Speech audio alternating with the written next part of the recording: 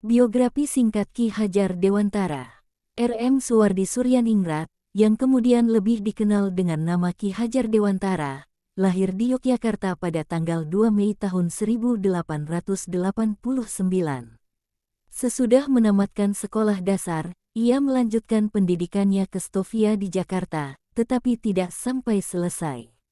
Sesudah itu, Ki Hajar Dewantara bekerja sebagai wartawan dan membantu beberapa surat kabar, antara lain Sediotomo, Miden Java, The Express, dan Utusan Hindia. Bersama Dowes Dekker dan Dr.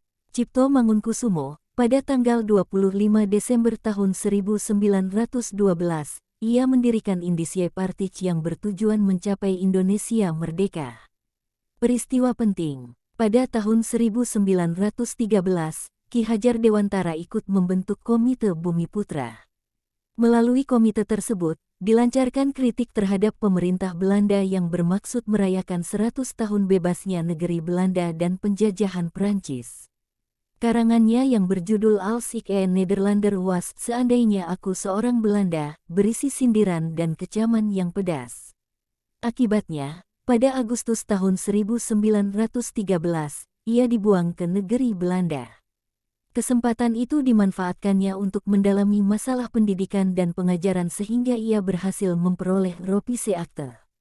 Setelah kembali ke tanah air pada tahun 1918, Ki Hajar Dewantara mencurahkan perhatiannya di bidang pendidikan. Pada tanggal 3 Juli tahun 1922, ia pun mendirikan Taman Siswa, sebuah perguruan yang bercorak nasional.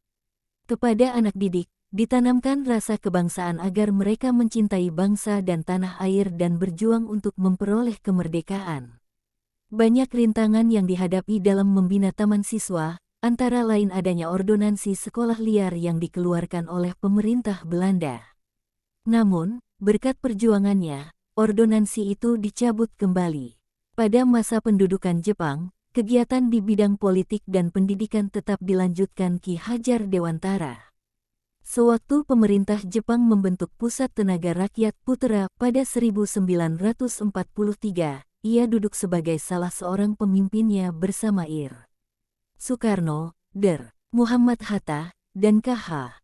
Mas Mansur. Selain itu, jabatan yang pernah dipegangnya setelah Indonesia merdeka ialah Menteri Pendidikan, Pengajaran, dan Kebudayaan. Reorientasi. Ki Hajar Dewantara dikenal sebagai Bapak Pendidikan Nasional dan pendiri Taman Siswa. Ajarannya yang terkenal ialah Tutwuri Handayani, Ing Madya Mangunkarsa, Ing Ngarsa Sungtulada, yang berarti, di belakang memberi dorongan, di tengah membangun semangat, di depan memberi contoh. Ia meninggal dunia pada tanggal 28 April tahun 1959 di Yogyakarta dan dimakamkan di sana. Hari lahir Ki Hajar Dewantara, tanggal 2 Mei diperingati sebagai Hari Pendidikan Nasional.